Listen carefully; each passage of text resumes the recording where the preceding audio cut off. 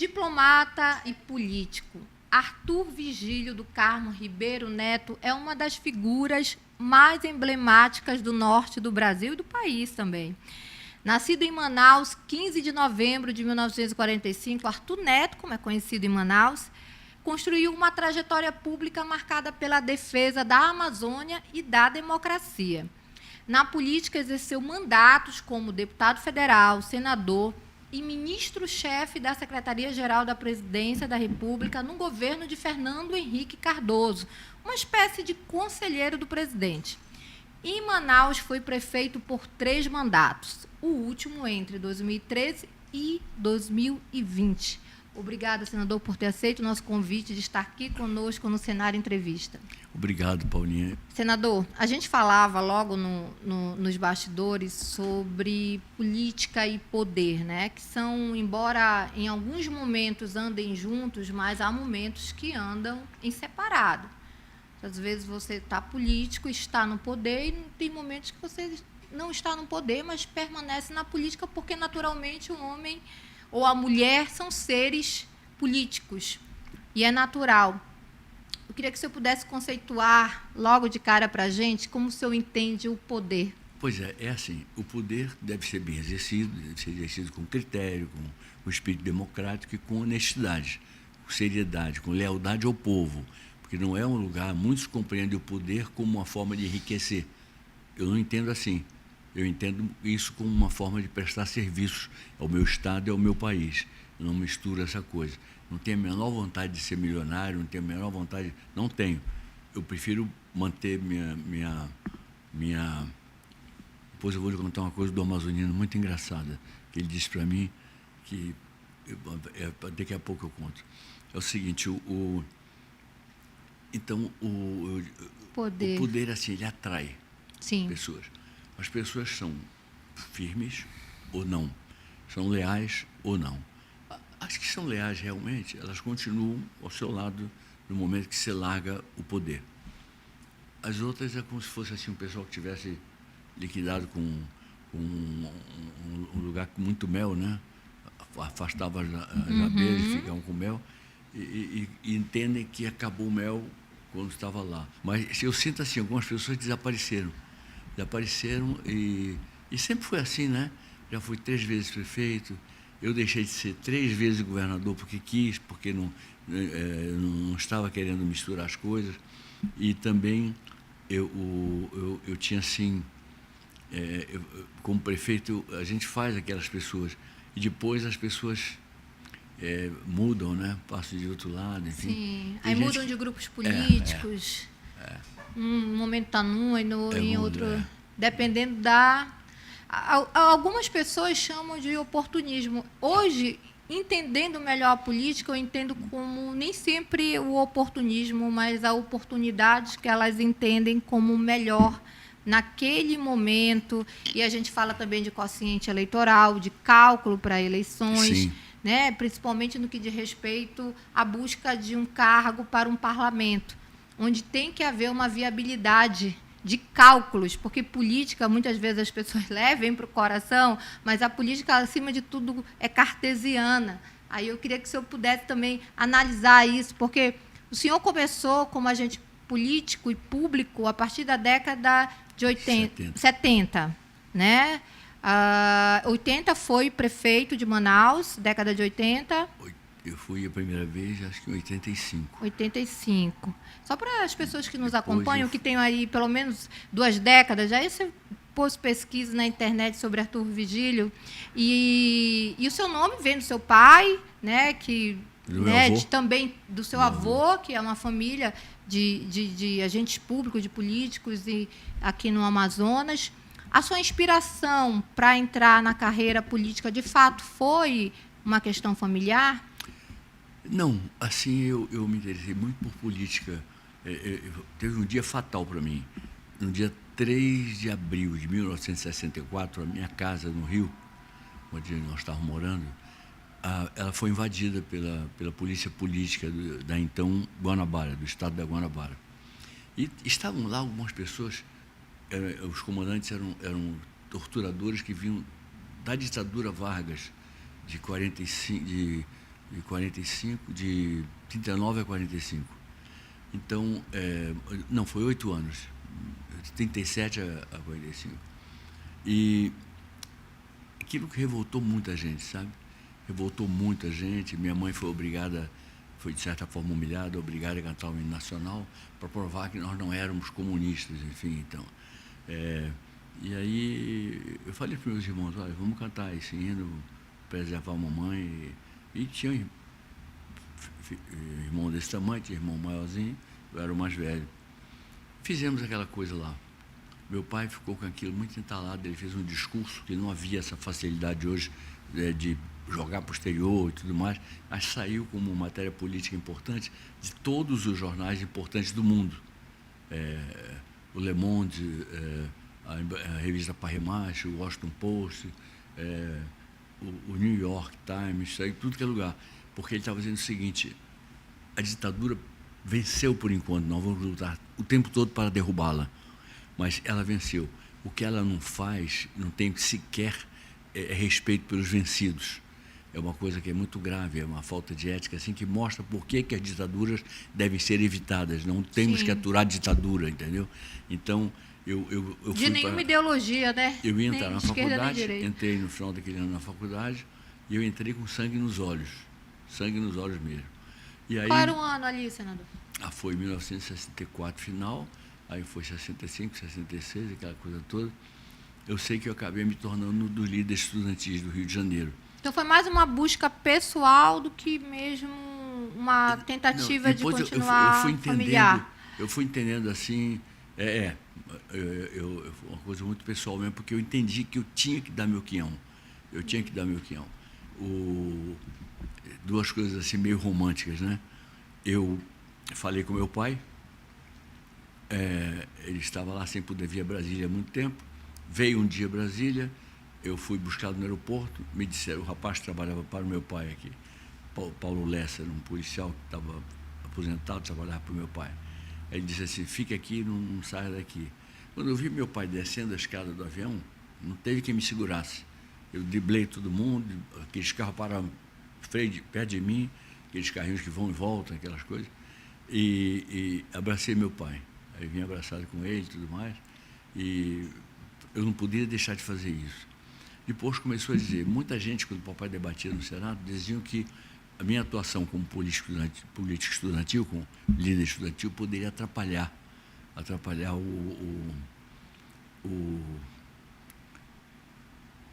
a vida do meu pai, né? Meu pai disse, não, ele está fazendo o que é certo. O meu destino é o meu destino, o destino dele vai ser o destino dele. Então ele aprovou e eu continuei na luta. Eu fui autor da ideia do escudo, porque nós estávamos levando desvantagem quando tinha pancadaria com polícia. Então eu digo, nós não temos por que ficar levando vantagem assim, entendeu? Eu sempre fiz luta e eu não teria nenhuma dificuldade de, mano a mano, ganhar de qualquer militar. Qualquer um ia perder. Mas era muito complicado, nós estávamos enfrentando pessoas armadas, a gente desarmada e só numa base do grito. Então inventamos um escudo, que era uma madeira maciça, desse tamanho, e enfrentamos. Aí melhorou um pouquinho. A gente tinha um pedaço de pau também aqui, bora, vai, dava aqui. Né? Eu sou cheio de calombo aqui, Sério, até hoje? Não, tem muitos calombos aqui que não é brincadeira não, mas tenho muito orgulho deles. Muito orgulho deles, porque fiquei assim, muito orgulho mesmo. Eu não me omiti em nenhum momento. Quando me fiz diplomata, eu estava no estágio probatório. E por qualquer me dedicar aquela palha, eles poderiam me excluir, me demitir. Eu estava em estágio probatório, não tinha nenhum seguro, nada de segurança. Mas eu digo, olha, com o que eu estudei para cá, com o que eu estudei antes, fome eu não morro em nenhum lugar do mundo. Eu falo algumas línguas, então eu não morro de fome em nenhum lugar do mundo. Então, quem sabe se me demitir ou não é o Itamaraty. Eu não vou parar, não. Tem que parar, porque é uma questão de habilidade. Eu digo, não, mas eu não tenho habilidade para isso, não. Em Brasília, eu não fiz nada físico, mas em Brasília eu fiz tinha um lugar chamado, uma revistinha chamada, revistinha jornal, chamada Centro Brasil Democrático, SEBRAD. Então, reunia todos aqueles que tinham coragem de se manifestar em Brasília contra a ditadura. E me convidaram para escrever, eu digo, claro, vou escrever. Eu já tinha sido proibido no Rio. Quantos anos ali, senador? Meu Deus, 60 alguma coisa, 66, 66. Mas quantos anos o senhor tinha na época? Eu tinha 18, 17. 18. Não, eu lhe pergunto sobre a questão da sua idade, porque hoje a gente tem até uma juventude que parece um pouco interessada na política a partir a partir de 2018, né? Muitos escritores, pesquisadores falam em disrupção política a partir de 2018, com o retorno de uma polarização política ideológica que não é saudável, que não é saudável, mas que acaba virando que não é saudável e por isso acaba virando uma torcida até um pouco violenta de Fla-Flu, né? E aí a gente fala violenta porque nem sempre uma torcida de time de futebol né? Depende de quem está ali torcendo. Mas a partir de 2018, muitos pesquisadores, cientistas políticos falam dessa disrupção ideológica e política e do retorno de uma polarização entre a chamada direita e esquerda, que muitas vezes a pessoa fala direita e esquerda não sabe nem realmente o significado. Não, eu estou um pouco preocupado com isso. Eu quero saber, por exemplo, direita. Mas é isso que, quando o senhor era dentro da sua idade de 18 anos, o senhor não tinha ali uma questão ideológica, né? Era a luta pela democracia e pelo respeito ao direito do eleitor, do cidadão. O que a gente vê hoje, o jovem, muitas vezes falando de direita e esquerda, muitas vezes defendendo um político, e eu não estou falando aqui de se é Lula ou Bolsonaro, porque aqui não é essa a questão, mas esquece justamente dessa questão que é a defesa da democracia, de direitos humanos. A coerência, né? A coerência, principalmente. Como o senhor analisa hoje a juventude na política? Eu acho que ela tem que ser estimulada para participar da política. Como a mulher tem que ser estimulada a disputar cargos elevados cada vez mais, para ficar igual. Não vai haver desequilíbrio nenhum, vai haver um equilíbrio muito justo, porque não dá para enxergar a mulher como mera dona de casa. Sim. Ela está cada vez mais inserida, pronta, né, no contexto. Pronta para avançar. Já está inserida, mas tem um espaço pequeno, ela precisa de um espaço maior. Verdade. Isso depende dela e depende da gente, né? Enfim, o que eu lhe digo é o seguinte, é que, por exemplo, eu vejo essa história de, vamos lá, direita mesmo, quando eu estou falando de direita, Roberto Campos era direita ideológico, enfim, uma pessoa admirável, né?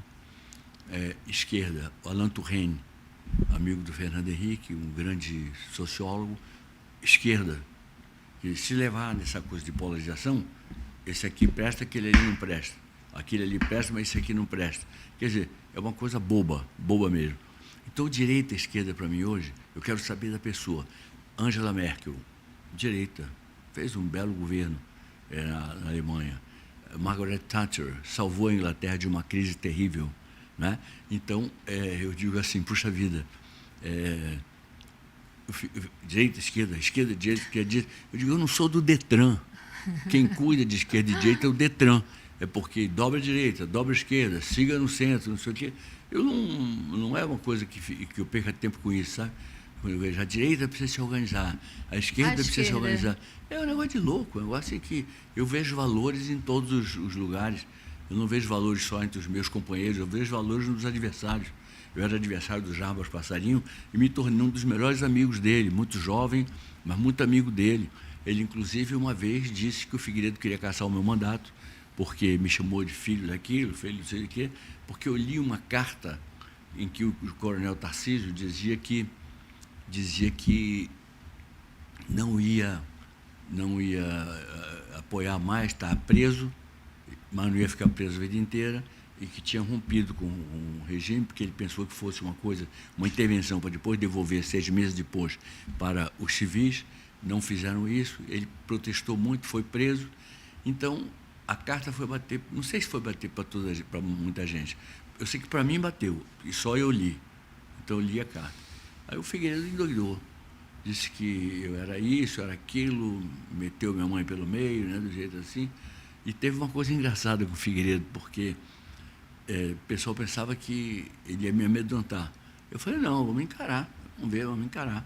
O Flávio Marcílio, que era presidente da Câmara, foi extremamente corajoso e sensato.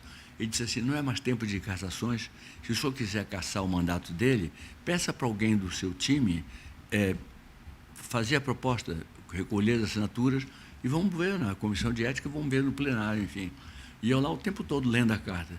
Eu li a carta 12, 15 vezes, né? Li a carta toda vez. E aí chegou uma hora que um amigo meu, jornalista, estava vendo lá.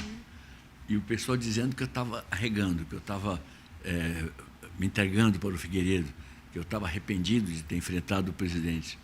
Porque ele disse, eu comecei assim, o presidente Figueiredo não tem só defeitos, ele tem qualidades também. Eu, pelo menos, conheço uma.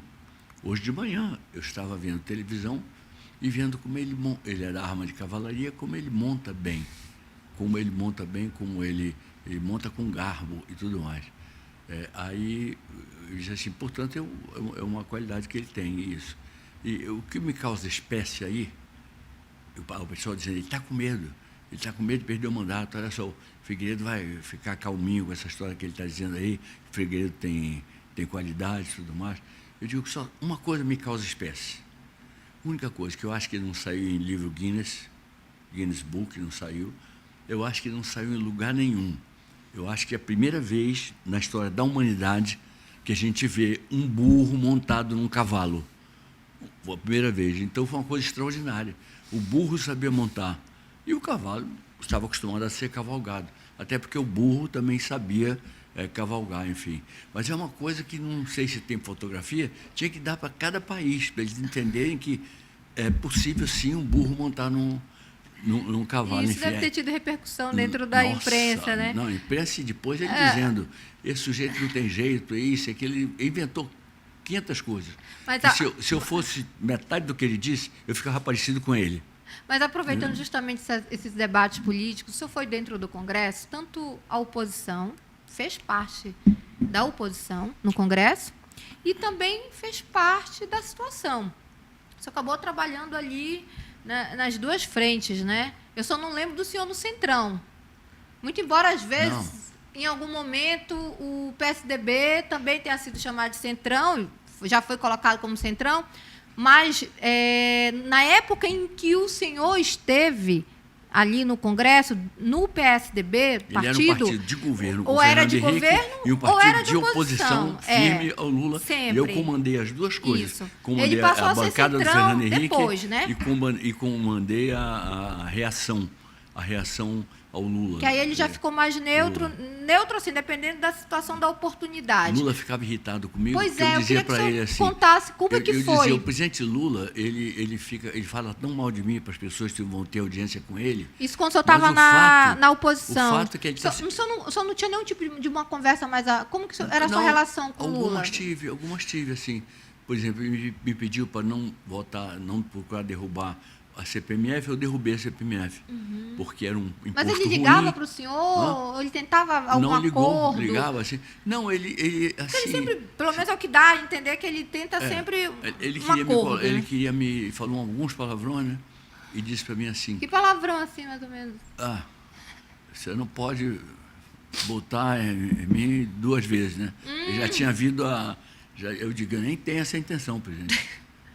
Era o linguajar era esse, assim, quando ele ligava para o senhor. Não, e quando ele me ligou, assim, ele falou para não derrubar a CPMF. O governo precisava. Eu disse, presidente, o seu governo está com arrecadação ascendente. Então, acho que isso aí vai até ajudar a economia a se arrumar mais. Porque uma televisão como essa aqui, quantos cheques para fazer essa televisão? Quantos cheques? E essa mesa aqui, como é que faz? E as coisas mais sofisticadas, como os aparelhos assim de tecnológico, enfim. Como é que fica isso aí, né? Então, eu vi que ele estava muito chateado e querendo, de qualquer jeito, manter a CPMF. Eu digo, o senhor fique tranquilo que a sua arrecadação, assim que cair a CPMF, a sua arrecadação vai ser maior do que a de hoje, vai continuar crescendo. Havia um movimento no mundo, é de 40 anos que acontece isso. Muito dinheiro sobra dos países centrais, dos países mais importantes. Aí eles começam a investir nos países periféricos. O Brasil é um país importante, mas periférico. Então, o Brasil recebeu muito dinheiro no governo dele. Então, ele pôde fazer um governo com dinheiro sobrando no primeiro mandato. Teve o Palocci, que não foi um ministro ruim, estava com aquele rapaz do Marco Lisboa, rapaz, aquele grande economista do INSPER, uma figura terrível, e dava aula para o Palocci, 3 horas por dia, o Palocci inteligente, entendeu? Então, ele começou a fazer a nossa política, começou a fazer a política do Fernando Henrique. E o Lula falando em receber uma herança maldita. Eu digo, então é maldita, por acaso, o esforço que está sendo feito pelo seu ministro? O Plano Real foi herança maldita, né? O Plano Real... O Plano Real, eles foram contra.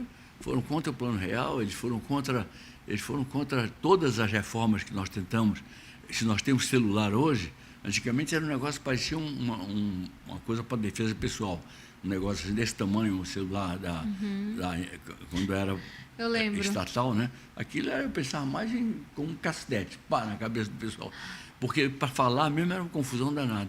Tá aqui e as articulações, senador, na base, como é que elas se davam? Como que o senhor conseguia fazer essas articulações para que, quando era na época em que o senhor esteve na base do governo, né, dentro do PSDB e do Fernando Henrique Cardoso, como o senhor conseguia articular? Porque a gente vê hoje, no Congresso, uma base muito perdida. Apesar de que hoje o Congresso, a maioria ali se coloca ou no centrão ou contrária. Eu fazia uma coisa assim. Por exemplo, eu pensava muito da Zona Franca, porque a vontade de acabar com ela era de muita gente de vários governos, né? Sim. Então, eu digo assim, eu via assim, eu tinha um secretário, um assessor, só para ele me dizer quais as bancadas que estão insatisfeitas com o governo, que estão brigando com ele, ou que tem qualquer problema assim. Então, Rio Grande do Norte, vai reunir 8h30 da manhã. Eu pegava o briefing e levava para eles lá. Chegando lá chegando lá com eles, eu dizia assim, olha, eu concordo com vocês, eu passo a mesma coisa, defendendo a Zona Franca de Manaus, passo a mesma coisa, então vocês vão contar comigo. O primeiro orador, eu duvido que seja um de vocês, o primeiro orador em defesa do Rio Grande do Norte seria eu, porque eu vou cedinho me inscrever.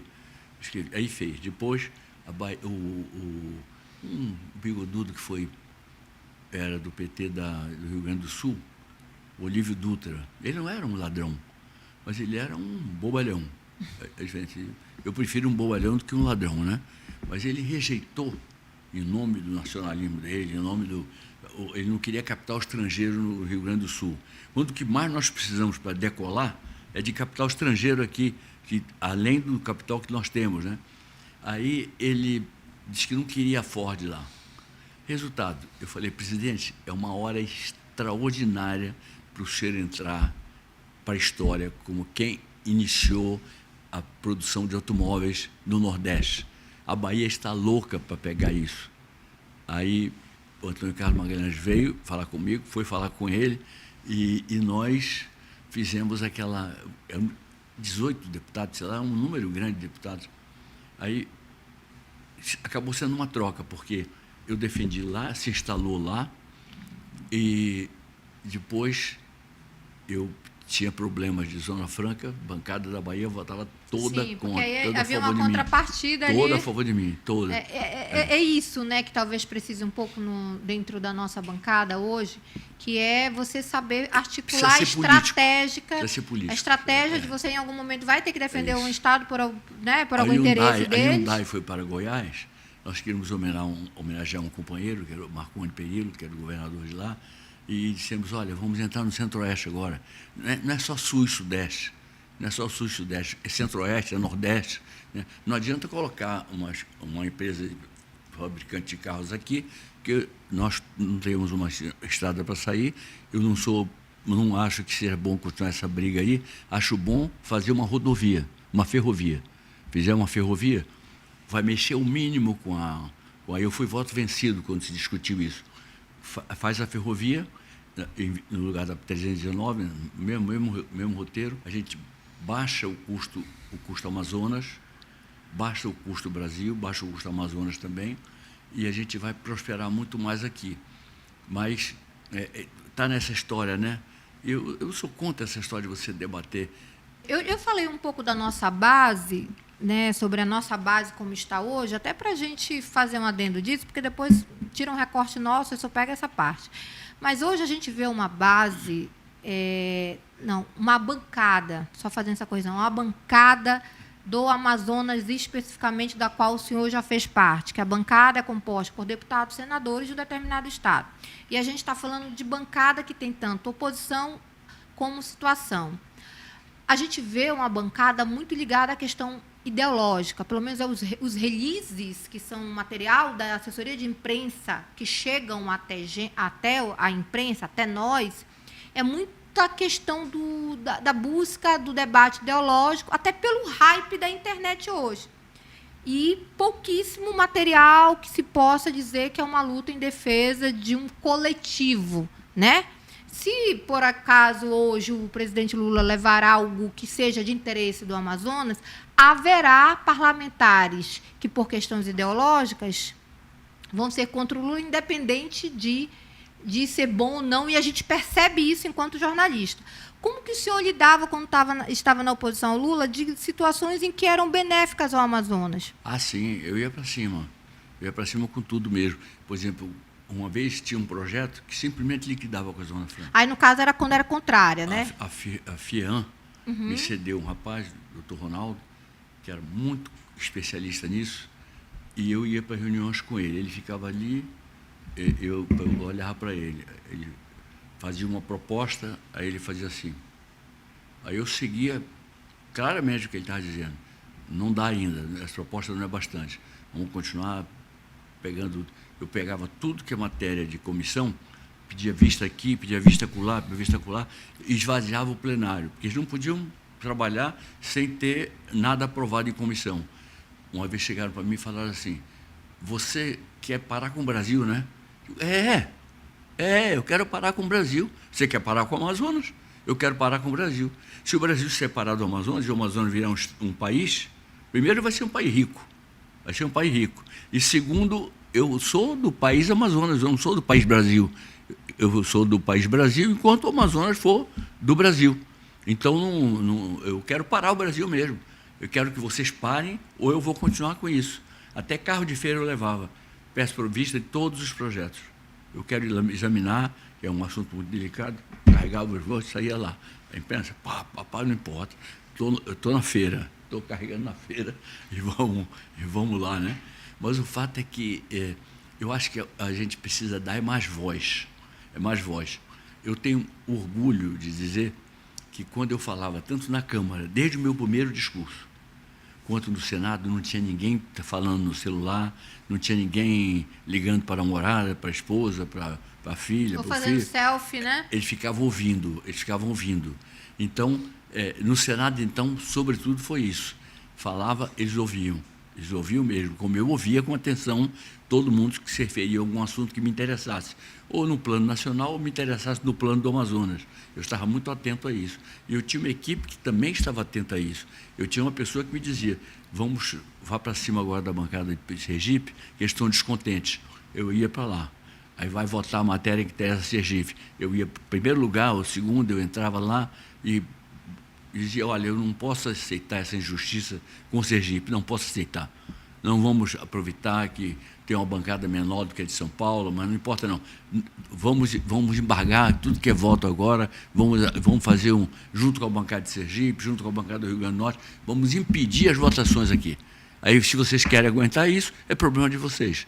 Mas eu não estou muito preocupado, não. Estou preocupado com vocês não prejudicarem o polo industrial de Manaus, que sustenta todos nós no Amazonas, direta ou indiretamente.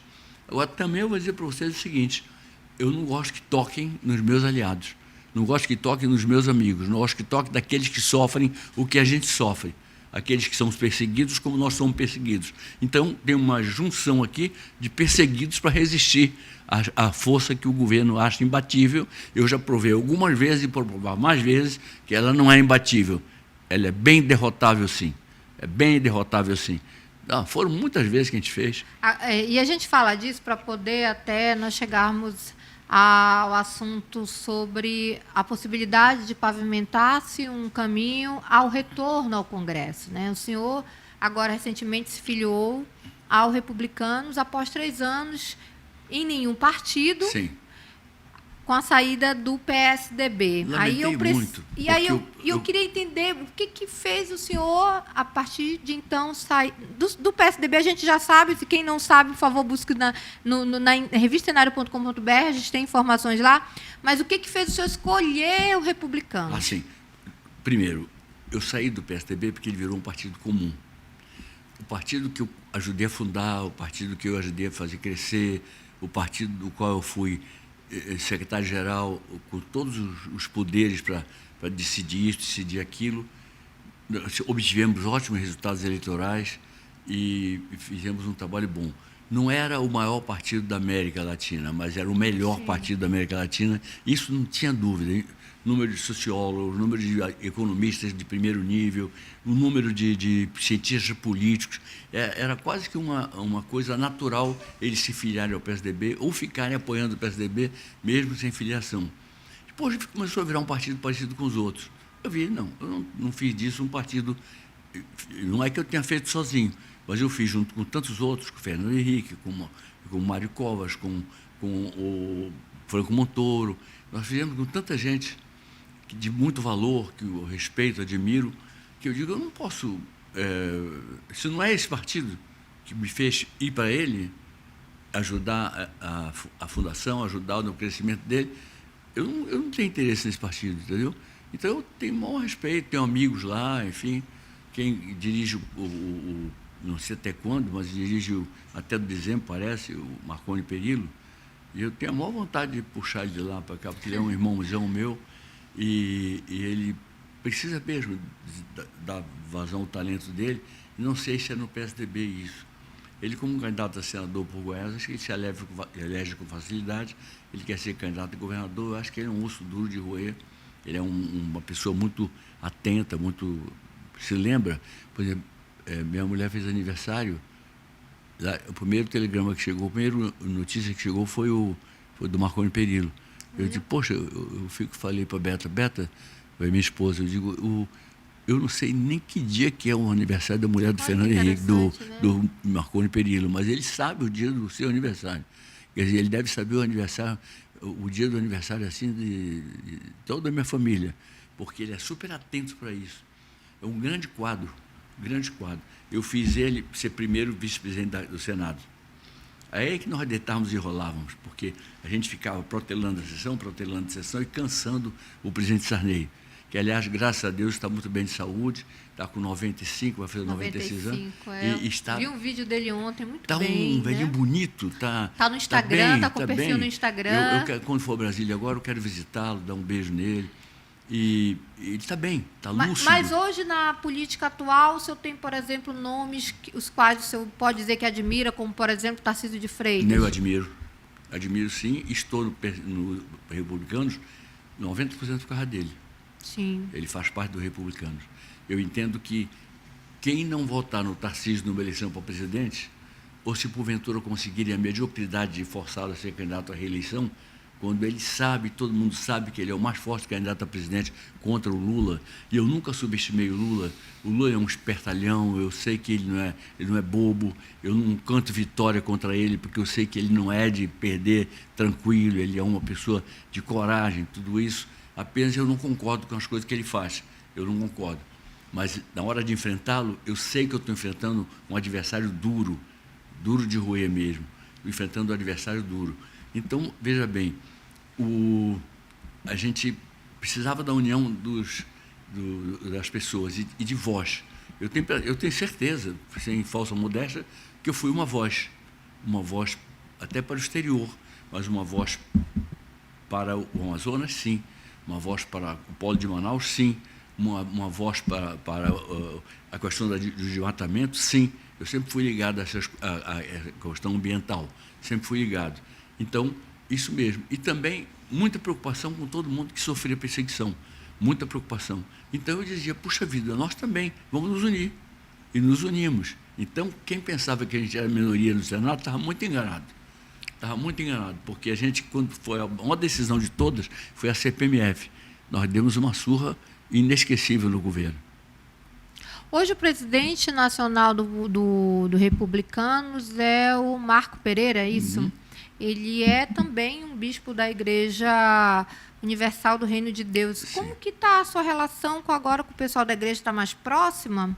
Então, assim, eu nunca fui distante. Nunca foi, sempre... Não. Eu sou católico, Sim. mas nunca fui distante e não discrimino religião nenhuma, respeito todas, assim, qualquer, até religiões afro, respeito, não tem por que eu desrespeitar.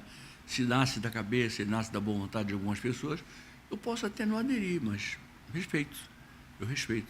Como eu não tenho nada a ver contra o homossexual, eu não tenho nada. Você gosta de um homem? E eu lhe perguntei muito por conta disso, que às vezes a igreja evangélica ela tem essas questões que são tabus, né? Eu não tenho. Principalmente... Eu não tenho tabu nenhum. Para mim, eu não tenho mesmo. Eu não trabalho com tabu, eu trabalho com abertura. Eu procuro compreender as pessoas.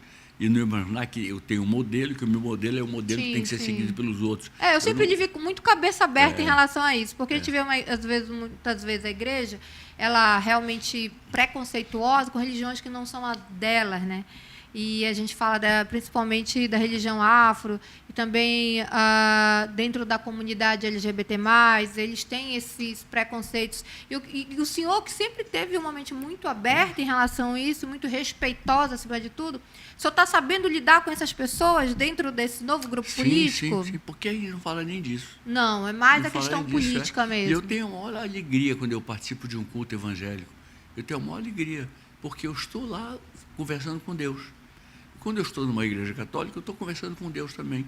Então, um papo que eu gosto muito é com Deus. Eu estou sempre meditando com Ele, sobretudo agora que o meu filho está lá com Ele. Eu espero que esteja bem agasalhado, porque na casa do Senhor, eu acredito que tem muitas moradas, inesgotáveis moradas. E tenho certeza que o meu filho está abrigado numa delas. Com o meu amigo Tom Jobim está abrigado numa delas. Eu queria falar com o senhor no final mais sobre isso. Em 2022, o senhor esteve apoiando o Bolsonaro, né, nas eleições. No segundo turno. No segundo turno, especificamente falando. De lá para cá, como é que está a sua relação com ele? Tem falado com ele? Não tenho falado, mas é uma o que o senhor... afetuosa. Como é que o senhor vê o novo cenário para 2026 com ele depois de ser condenado, né? Ele realmente não poderá disputar essa eleição. Não adianta a gente dourar a pílula, porque não é possível disputar. Mas eu era bastante adversário dele quando ele era deputado. Eu não concordava com absolutamente nada do que ele fazia, do que ele dizia, entendeu? E ele não dizia muita coisa, hein, senador? A gente não via muito, né? Não era. Mas, de vez em quando, dizia umas dizia, coisas inconvenientes. Muito. Ele foi o que falou, eu acredito que foi em 93, que disse que um dos erros maiores do Brasil não foi ter sido igual aos Estados Unidos, de ter cometido um genocídio com os indígenas, né? Tem isso gravado, a voz dele, não tem como dizer que não foi dele, né? É complicado. Né? É difícil defender isso. Nos Estados Unidos é verdade, os índios ficaram ricos, né? Houve um período de matança de índios. Sim, bem grande. Tempo dos cowboys, né? Mas foi a chegada das pessoas no oeste, né? Sim. Mas eu aqui entendo que os índios são nossos ancestrais, eles são pessoas muito cultas na cultura deles, e essa cultura passada para nós, politizados, a moda deles, mas eu procuro também assimilar isso. Então, sempre fui defensor da causa indígena, sempre achei que era bom eles terem muita voz, muita capacidade de dizer o que sentem, né? E sou completamente contra. Tem uma revista sua que você fala como ninguém falou, uma revista perfeita, irretocável. Esse é um número seu que você fala do genocídio de Yanomamis. Sim. Então, ali você principalmente no estado de Roraima, durante a pandemia do Covid, sim, né? É verdade. E você sabe que os Yanomamis estão numa situação muito difícil, né?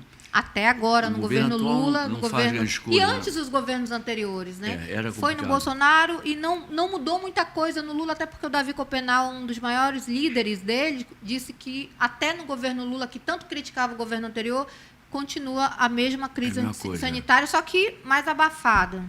É verdade. Eu vejo assim, perseguir os índios é perseguir o nosso passado. Sim, a história, Perseguir né? os índios é negar o nosso passado. É negar. Eu tenho sangue de negro, meu avô era negro, tenho sangue de índio, eu tenho sangue de português e pelo lado da minha mãe tenho sangue de holandês. Essa mistura toda está aqui na sua frente. Quer dizer, e eu tenho muito pouco apreço, não é que eu tenha pouco apreço, eu não me preocupo tanto com o meu sangue holandês. A Holanda tem a vida dela própria, e não tem por que eu entrar nem em beijos, nem em abraços, nem em brigas com a Holanda. Mas com os índios eu tenho. Com os negros eu tenho. Eu não suporto racismo. Eu combato o racismo mesmo pesadamente. Então eu desqualifico qualquer pessoa que seja racista na minha frente. Tem que ser desqualificada mesmo. Do mesmo modo, eu também vejo o pessoal que discrimina, né? Que enfim, às vezes tem injustiças. Por exemplo, você lembra do William Vac? Ele chegou, negão, fecha a porta aí. Eu lembro. Fecha a janela, não sei o quê. Nada demais. Se você pode falar por qualquer... Ele não é racista. Ele não é racista. Quiseram carimbá-lo como racista. Ele não é, ele é uma pessoa correta. Não é racista de jeito algum. Enfim. Então, não falta quem coloque a pecha, né? Não fale quem coloca a pecha. Mas ele não é racista, enfim. E o racismo é deplorável. O racismo é deplorável. A filha, Tutu, do presidente Jânio Quadros, uma morena, foi à África do Sul, foi expulsa de um restaurante, independentemente de ser filha até de um presidente brasileiro. Ela estava com o marido. Foi expulsa do restaurante porque acharam que ela era muito perto da cor negra. É uma coisa incrível. É um absurdo.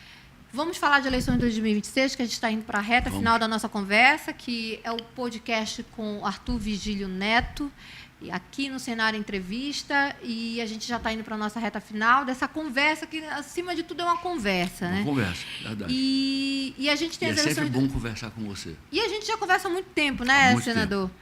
Aí eu lembro que quando eu comecei a trabalhar dentro da política, o senhor era senador e sempre muito solícito, né? Eu lembro que o senhor estava em debate no Congresso e eu trabalhava no Jornal Diário do Amazonas, sediado em Manaus, para quem está fora do Amazonas, e sempre muito solícito, muito embora eu estivesse começando dentro do jornalismo, logo nos primeiros anos, mas eu não fazia acepção do jornalista que já tinha 20 anos do que tinha 2 anos. Isso sempre lhe respeitei muito por conta disso. Vamos para as eleições de 2026 agora. Vamos. O senhor é candidatíssimo a deputado federal. Sim. Como que o senhor vê hoje a política local? Porque, naturalmente, quem vai disputar uma vaga dentro da Câmara Federal ou da Lean, né, dentro dessa ideia do parlamento, vai ter que ter alianças em algum momento. Sim. Em qual palanque o senhor pretende subir? O senhor já tem o palanque o qual o senhor vai subir? E eu falo de candidaturas majoritárias ao governo e ao Senado. Eu ainda não tenho. Eu estou ainda vendo não. Assim com calma, né? Estou vendo com calma e eu, de modo geral, não tenho assim inimigos, né? Mas eu tenho... Eu vou aos poucos me encaminhando. Aos poucos me encaminhando. Quando decidi, será uma coisa para valer, né? Uma coisa para entrar e apoiar mesmo. E entrar e ser apoiado, claro, né?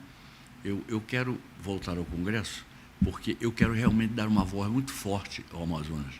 Muito forte. Eles sabem que não dá para brincar. Comigo não dá.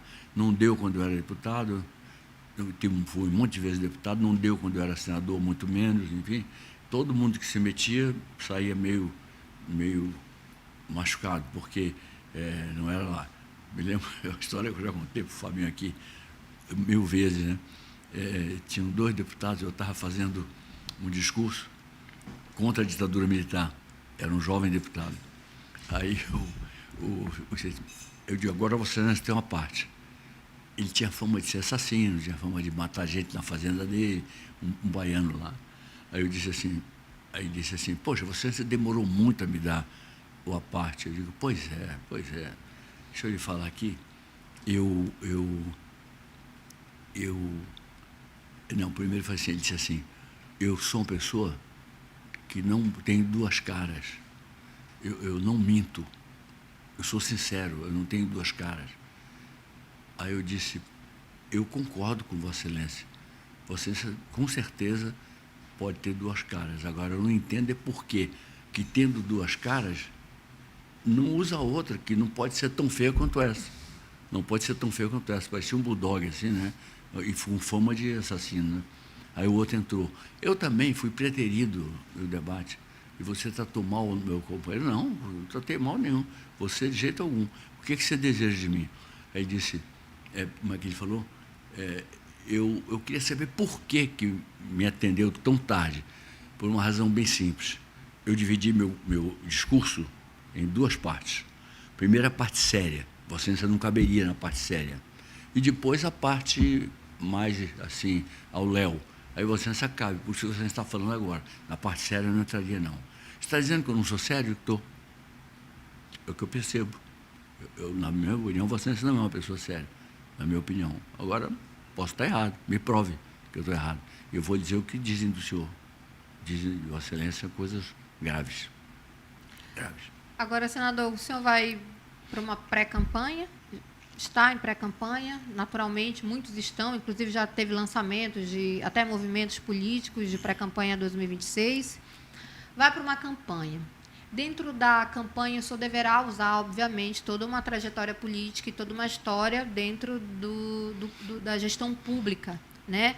E eu queria que o senhor pudesse citar pelo menos 3 avanços que, durante a sua gestão à frente da Prefeitura de Manaus, o senhor deverá usar como história de ações realizadas na cidade e no Estado. Eu sou muito contra ficar criticando o que estava antes. Eu não, enfim, para mim, se tivesse um debate direto com o prefeito, eu diria o que eu vejo de errado. Sim. Mas não vai ter o debate direto, né? Sim. Então, eu não perco muito tempo com isso. Eu perco tempo com as coisas positivas. Eu mudei o centro da cidade, falta muita coisa lá, houve uma paralisação disso. O centro da cidade estava de outro jeito. Agora a gente ouve falar que tem até uma Cracolândia lá, né? Isso não é uma coisa legal. Você teria que envolver o governo do Estado, envolver o pessoal da saúde pública e envolver o prefeito da cidade, enfim. Mas muito bem. Eu tenho por ele, prefeito, uma gratidão grande. É o fato de ele ter homenageado meu filho, Arthur, com uma escola muito bonita. Eu fiquei muito feliz com ele, muito grato. O que não quer dizer que isso signifique mistura política. Significa dizer que, poxa, quem beija meu filho, meu lábio adoça, né? Sim. Aquela velha história da minha avó, né? Então, eu entendo que o objetivo meu é dar uma grande voz para o Amazonas, uma voz forte. Aí o senhor citou o centro histórico como ponto da sua administração, pontos Sim, fortes. O aí o senhor falou sério, o asfaltamento, né? infraestrutura. Sério. Aumentamos muito o percentual de por exemplo, estava vendo todo mundo aí criticando essa empresa, mas ela foi perfeita comigo. Qual empresa? A EGEA. Ela comigo ela funcionou muito bem. Eu me dava muito bem com eles. Nós melhoramos bastante o percentual de esgotamento sanitário aqui. Porque uma coisa é a drenagem que eu fiz no primeiro mandato. Eu inventei uma coisa que ninguém fazia. Asfaltavam na cara de pau, sem drenagem. Eu entendi que não, tinha que ter o bueiro, tinha que ter a drenagem, tinha que ter tudo isso para que o asfalto durasse. Senão fica a alegria dos empreiteiros. Você faz agora, vem a chuva, estraga, ano que vem tem que fazer de novo. Acaba não fazendo muita coisa, né? Então, eu fiz a drenagem. Tentei tapar tudo que era buraco que tinha aqui e eu mergulhava no buraco junto com o pessoal que estava trabalhando. Havia algum risco? Havia. Mas se havia para eles, por que não iria ver para mim? Então, eu estava junto. Eu participava deles junto da limpeza pública. Eu entrava no carro daqueles e ia junto para ver o que estava faltando mesmo na cidade e procurando manter a cidade limpa, né? Enfim, então eu exerci com muito prazer esses 3 mandatos de prefeito, muito prazer, porque cada um eu fui ficando melhor e cada um a gente foi oferecendo resultados mais convincentes.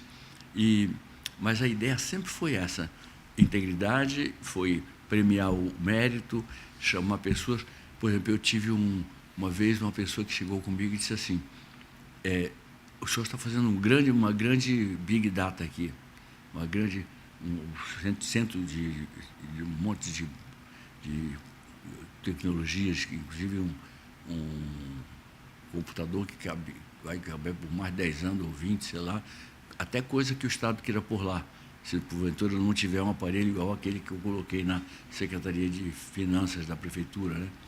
Então, disseram para mim assim, tem um rapaz muito bom, muito competente, mas ele é petista. Eu digo, olha, eu quero saber se ele é honesto. Ele é honesto. Eu também chamei ele e falei, olha, meu irmão, aqui você não é petista, nem eu sou do PSDB. Assim, não tem aqui ninguém de partido nenhum. Vamos cuidar de Manaus. Então, eu estou te convidando para você ser o homem que vai tomar conta dessa nossa tudo que nós temos de tecnológico aqui, a começar pelo enorme computador, né? O enorme, ele fez muito bem. Outra vez, uma pessoa chega também, eu confundo isso assim com um pouco de não me conhecer e misturo isso com, de uma certa forma, ele achar que está me agradando. Chegou a última eleição, eu disputei de 2016 e o candidato apoiado pelos maiores líderes do Estado aqui era o Marcelo Ramos, que é meu amigo pessoal. E eu falo com ele com a maior tranquilidade, gosto dele. O Marcelo fez uma campanha boa, teve uma votação muito boa, mas eu ganhei, né? Eu ganhei com bastante folga e foi assim uma coisa que eu me lembro que na campanha entrou um carro de um funcionário da prefeitura que trabalhava ali no prédio com a gente, né, que da compensa, e ele dizendo, poxa, prefeito, tem um cara aqui que trabalha não sei onde, que ele está com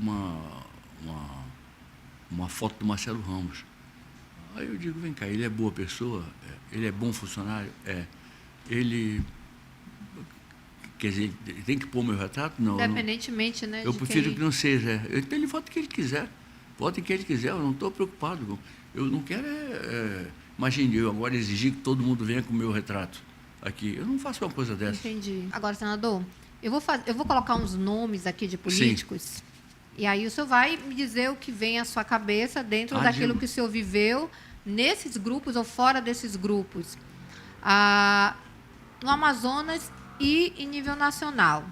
Vou falar do Bolsonaro, Jair Bolsonaro. Bolsonaro é uma pessoa que eu não me dava nada bem com ele na Câmara, mas depois eu passei a ter relações assim, normais com ele, relações de respeito mútuo, né? Então, naquela história, eu não quis votar no Lula, votei nele no segundo turno e no primeiro turno eu votei na Simone Tebet. Achei que ela era filha do Rames Tebet, que era um grande cara, faleceu, eu fui ao enterro dele e o Rames era uma figura boa. O PT e outros parecidos não queriam deixar que ele sentasse na cadeira de presidente do Senado. Nós tínhamos tirado o Renan Calheiros. Eu disse, não, vai sentar sim. Fui lá com ele falou, vamos entrar por trás? Não, vamos entrar pela frente. Vamos entrar pela frente. Nada por trás.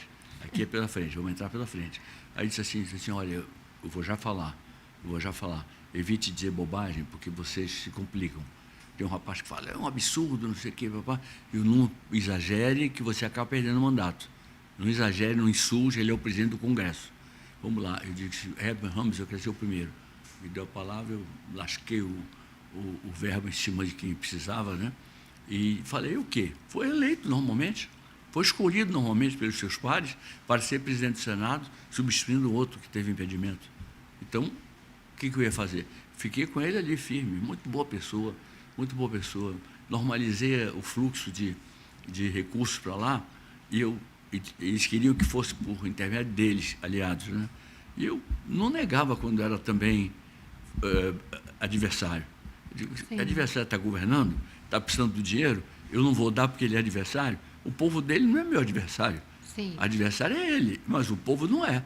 Então, eu não tenho por que punir o povo do Mato Grosso do Sul, porque no município tal, ele é contra a minha visão política, contra a visão do presidente Fernando Henrique e tudo isso, enfim.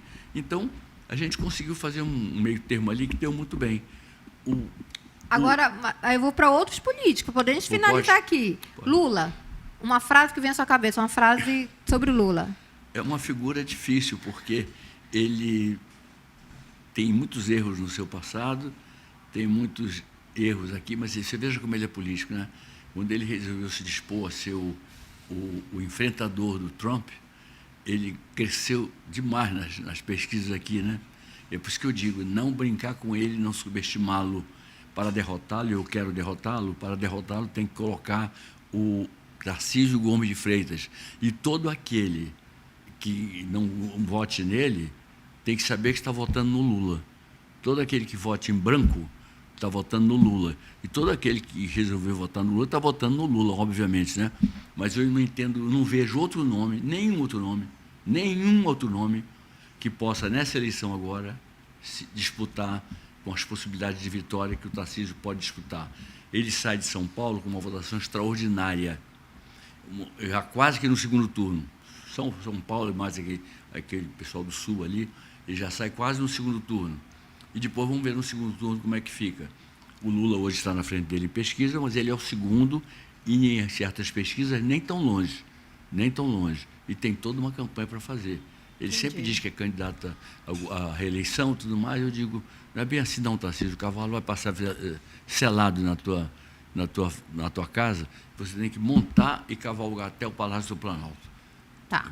Prefeito de Manaus, Davi Almeida. Davi, eu tenho essa gratidão a ele pelo meu filho, porque ele fez uma homenagem ao meu filho que me tocou muito. Eu não quero discutir o mandato dele.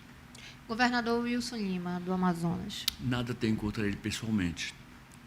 A distância política, ele me trata muito bem, eu o trato bem também. Eu não luto para fazer inimigos. Eu luto para fazer, não é exatamente amigos, assim, mas luto para fazer pessoas que não... Por que eu criar ódio? Por que eu criar aquele clima de rixa, né? Parece briga de turma de quando eu era garoto, né? Então, o que mais? Como o senhor vê hoje o presidente do Senado, Alcolumbre? Só analisa. Não é uma pessoa que eu fosse fazer um pedestal para homenageá-lo, não.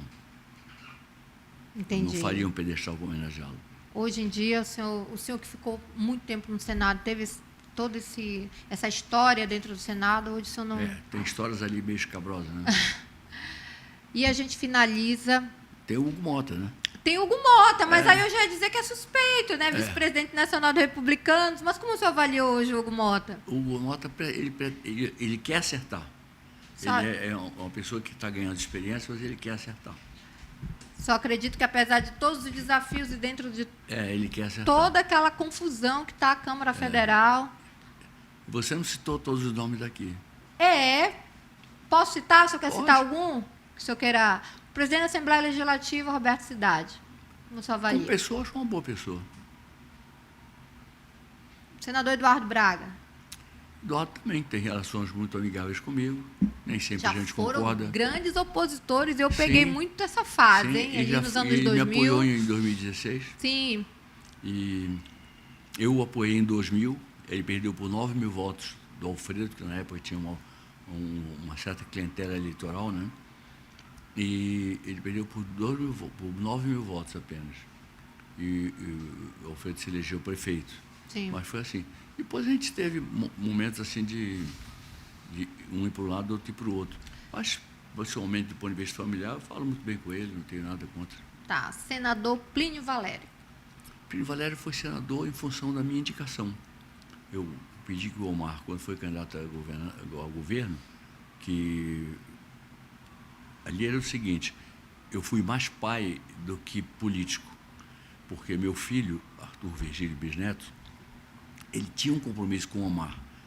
Ele sempre era muito apegado à palavra que ele empenhava. Ele seria vice do Omar e foi candidato a vice do Omar, e não deu certo. Eu estava com outro plano, depois tive que aderir também, porque fui mais pai do que político. Era hora de fazer governador o Marcos Rota, de fazer senador o Arthur Bisneto. Era tranquilo aquela altura. Governo bem avaliado, campanha, eles acostumados com isso, acostumados com tudo isso. E então eu tenho assim uma certa tristeza de não ter visto o Marco Rota, que foi um belo vice-prefeito meu, ele não ter podido ter aquela oportunidade de ser governador, que estava na cara. Mas como o Arthur insistiu mesmo que tinha que ser vice do Omar, eu digo, então vamos lá. Mas eu confesso que eu agi com pouca frieza e agi com muito paternalismo. Entendi. Empresária Maria do Carmo Cefaí, para quem não sabe, Maria do Carmo Cefaí aqui no Amazonas é candidata ao governo do Estado. Sim. Eu vou ver como é que ela sai, né? Ver como é que se sai. E ela tem a vantagem de ser mulher, eu acho que é uma vantagem hoje, mas vamos aguardar os acontecimentos, né? Senador Omar Aziz, para a gente encerrar esses nomes Omar aqui. Era meu amigo, e sempre tratamos de devolver ao outro o que havia recebido. Eu, uma vez, o ajudei muito no episódio antigo, eu não quero relembrar, mas o ajudei, inclusive, enfrentando alguns desgastes. Mas, em compensação, a minha filha, a minha netinha Julinha, que hoje é uma moça linda, ela tinha um princípio de meningite detectado pelo Hospital Tropical. Aí, eu precisei de um avião rápido. O Omar se apresentou, o Arthurzinho falou com ele, e o Omar se apresentou e era vice-governador. Ele colocou ela no avião, mas na hora, sabe? Então, eu não posso deixar de agradecer a ele o fato de ele ter ajudado a salvar a vida da minha netinha, entendeu? Eu não teria aquela altura mesmo facilidade para arranjar um avião, enfim. Então, mas assim, depois a gente se separou. Depois a gente teve até uma certa distância mesmo política, né? Quem fez as nossas pazes foi a morte do meu filho. Pois é, isso que eu quero falar. Ele gostava muito do meu filho. Ele tinha uma boa relação, foi até candidato a vice na chapa dele, né, ele foi em 2018. Em casa, eu abracei, ele me abraçou. Nós choramos bastante juntos, porque eu notei que ele tinha sentimento pelo Arthur. E o sentimento que eu tenho pelo Arthur, eu não tinha, eu tenho, né? E vou ter. É tipo assim, você já passou por isso. Eu digo, eu não passei por isso, eu estou passando por isso. Eu não passei por isso, não. Eu não sei nem se vou passar e não sei se isso vai acabar, mas é uma tortura quase que diária para mim. Eu abro o meu celular, de 1000 fotos dele aqui. Aí, cada vez que isso acontece isso aqui. Ó. Tá? É isso mesmo. Então, eu tenho uma saudade dele assim enorme. Meu parceiro, meu confidente, meu companheiro, assim, sabe, uma pessoa muito próxima de mim mesmo, da minha cabeça, eu da cabeça dele. Estava indo tão bem, foi vereador uma vez, 3 vezes deputado estadual, já era federal, foi o primeiro vice-líder da oposição, uma oratória encantadora, né? Bonito, né? Que ainda tinha mais isso, ele bonito, assim, bem falante, sabia, educado, né? Ele podia ter feito uma carreira muito brilhante. Tem alguma frase que o senhor não disse e gostaria de ter dito, senador, para o seu filho? Para o meu filho? Uma frase que eu gostaria de ter dito era: a vez é de você ir para o Senado e a vez é de o Marco Rota ser governador. Eu não disse isso. Então, eu estou aqui meio que pedindo desculpas do Marco Rota aqui, através do seu microfone. É uma perda que... Não adianta. Não adianta. Eu infelizmente, tive essa perda na minha vida, com uma filha recém-nascida, e isso foi em 2011, 14 anos. 14 anos. E não tem como, né? A gente lembra da cara, da forma, e era uma recém-nascida. E eu não quero... Nunca a gente vai conseguir... Quem nunca passou pelo que o senhor está passando vai saber mensurar, porque o senhor teve a convivência. Ele foi embora com quantos anos? Fez a passagem com 43 anos, né? Então, é muito diferente, mas é um pedaço que se enterra. Você sabe que você perdeu uma filhinha, aí uma pessoa que joga sempre no otimismo, às vezes um otimismo descabido, né? A pessoa diz assim, ó, ela perdeu a filhinha, mas não teve tanta convivência.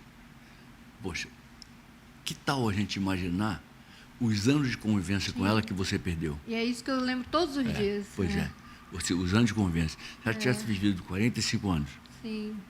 puxa vida, né? Se ela tivesse vivido 60 anos e você com 80 e não sei o quê, você, quer dizer, você não, eu acho muito drástico porque você não conviveu com ela. Você a amava porque você a pariu, né? Mas você não conseguiu conviver. Eu convivi muito com o Arthur, mas não o suficiente, porque o suficiente seria a vida toda. Sim. E a vida toda seria eu ir na frente, e ele e muito depois de mim. Isso é que eu queria que tivesse acontecido. Seria o percurso natural da vida, é o que a gente Então, sempre nas quer, coisas, enquanto mãe, enquanto pai. É isso mesmo. É ir antes, né?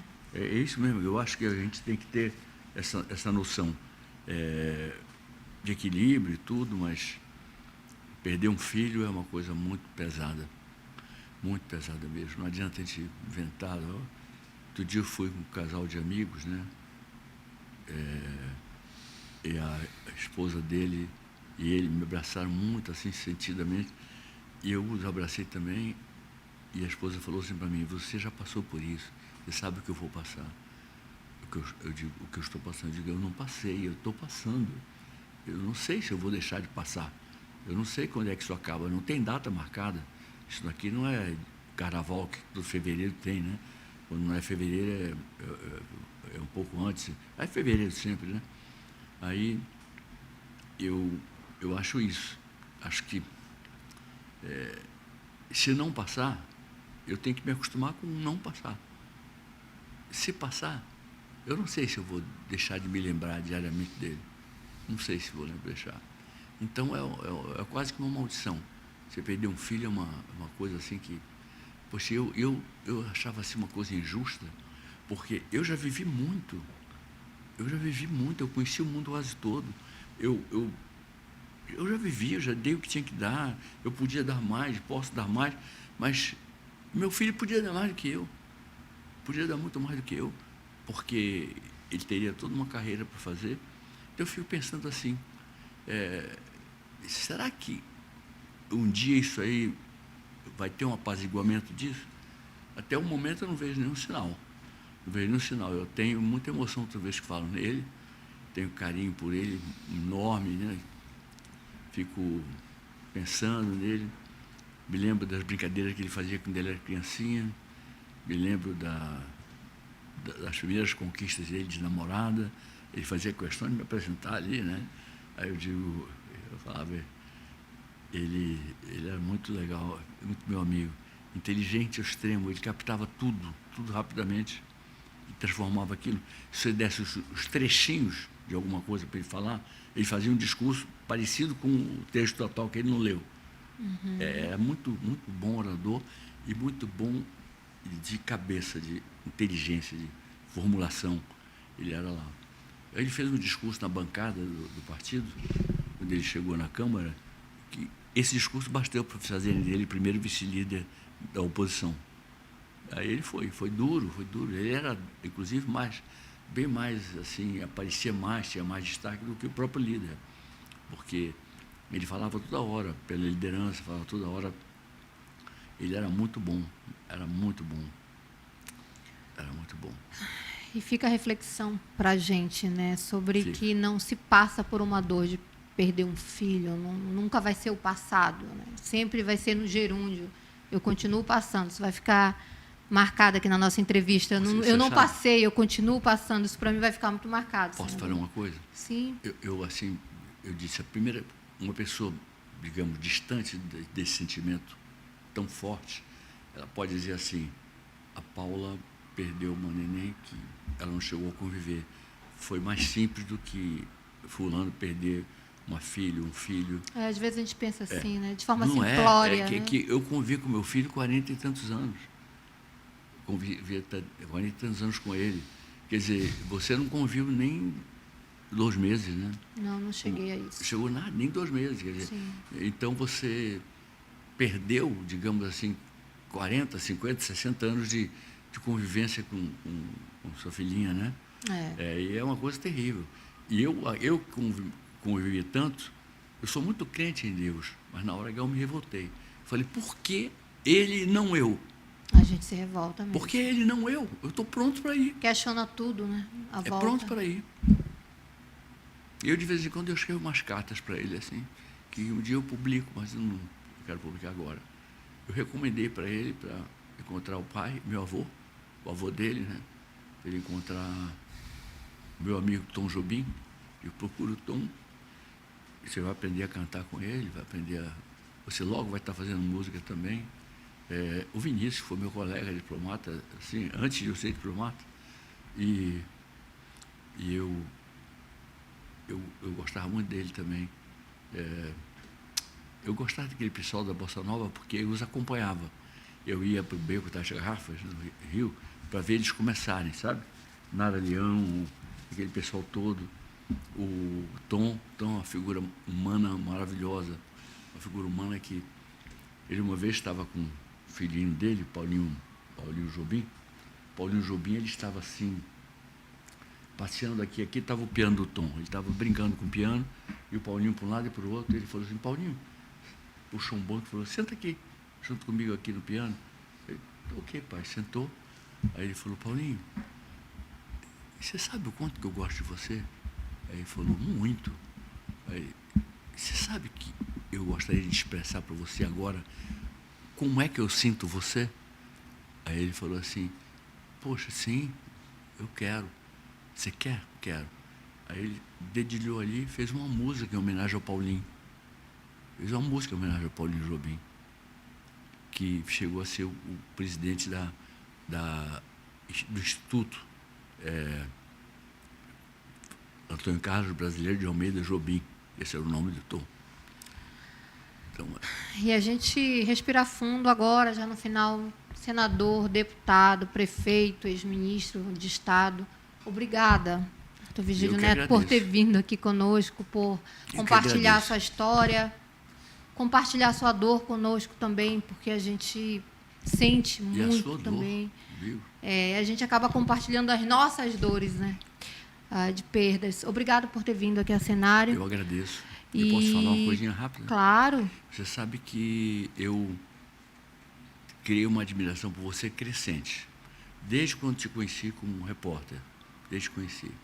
E depois eu fui vendo, até que você chegou na Cenário. Sim, a Cenário, 2020. Eu não ia para nenhum encontro internacional sobre meio ambiente sem levar... Obrigada, eu lembro. O senhor mandava até imagens, né? Eu ia. Aí depois você foi para frente. Isso aqui é muito importante. Isso é muito, você que tem todo esse serviço prestado à boa questão do meio ambiente, né, que tem que ser defendida mesmo aqui na nossa região, e você evolui para o podcast.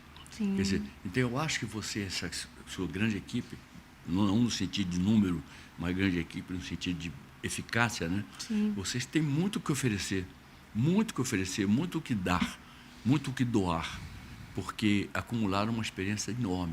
Então, eu tenho você como uma autoridade na questão ambiental, uma autoridade mesmo. Eu fui para a França, entre um mandato e outro, o Fernando Henrique me colocou lá na Escola de Altos Estudos de Ciências Sociais de Paris. O professor Ignacy Sachs, quem foi o meu chefe, ele era um gênio, falava tudo que é língua, conhecia todos os países, ele era polonês, veio morar no Brasil, em Araraquara, e foi morrer com 95 anos em Paris, no apartamento que ele tinha lá. E o Ignacy Sachs era uma figura fantástica. Eu senti o Alzheimer dele lá atrás. Quando ele começou a falar comigo no almoço, eu vi que ele não estava me dando atenção, estava falando assim. Aí eu queria fazer xixi, eu saí e fui ao banheiro. Aí voltei, meio assim, curvo, né? Voltei e ele não deu nem para a minha saída, nem para a minha volta. Eu falei, é um comecinho de Alzheimer, né? Fiquei pensando nisso. E ele depois teve um Alzheimer profundo, mas nunca deixou de ser inteligente. Ele era simplesmente um gênio. Mas quem me colocou lá na École foi um amigão do Fernando Henrique, foi pedido do Fernando Henrique, que foi o Alain Touraine, que era um sociólogo que marcou no mundo a presença dele. Aqui nós tínhamos dois fantásticos assim. tínhamos o Fernando Henrique, tínhamos o Florestan Fernandes. Aí o cara dizia, o Florestan Fernandes é do PT, eu não quero saber de onde ele é. Se ele é do TP, se ele é do PT, se ele é do PTM, se ele é do... Eu não sei. Eu só sei que ele é bom. Ele é bom, ele é um grande cara. E o Fernando Henrique era um cara muito bom também, ótimo. A esposa dele, Dona Ruth, a primeira esposa, morreu. Ele hoje é casado com a doutora Flávia Cungatti, enfim, Cungatti é o sobrenome dela. Ela é muito dedicada a ele, tem sido uma companheirona nessa fase dele, em que ele vai decrescendo, vai perdendo os contatos, perdendo a capacidade de falar e tudo mais. É uma coisa que me mexe muito comigo, porque eu tenho por ele um enorme agradecimento. Ele dizia para mim que ele era grato a mim. Eu disse, João Pizete, como é que o senhor era grato a mim? Se o senhor é grato a mim, é porque o senhor me deu a oportunidade de fazer isso. E se o senhor não me desse, eu ficaria na maior escuridão aí, com um bom parlamentar, sim, dedicado, mas não uma pessoa que ajudou o senhor a governar o Brasil. E lembrando que a Cenário ela foi criada e fundada em 2020, e o senador Arthur Vigílio Neto foi uma das minhas e das inspirações da equipe, justamente por ter muito conteúdo publicado sobre a Amazônia. Então, há esse respeito mútuo também, tá, senador? Eu quero que o senhor compreenda isso. A Cenário também atuou e atua fazendo pesquisas no seu material sobre a Amazônia e também sobre Zona Franca de Manaus, que para a gente é referência bibliográfica. Muito obrigada pelo senhor ter vindo aqui e espero vê-lo outras vezes aqui conosco. É só chamar. Até o ano que vem. É só chamar. E já nessa pré-campanha e campanha posteriormente para as eleições de 2026. Obrigada, senador. Muito obrigado, Fábio. Que prazer te ver, viu? Muito obrigado. Obrigada. E aí você acompanha a entrevista completa aqui em cenário.com.br.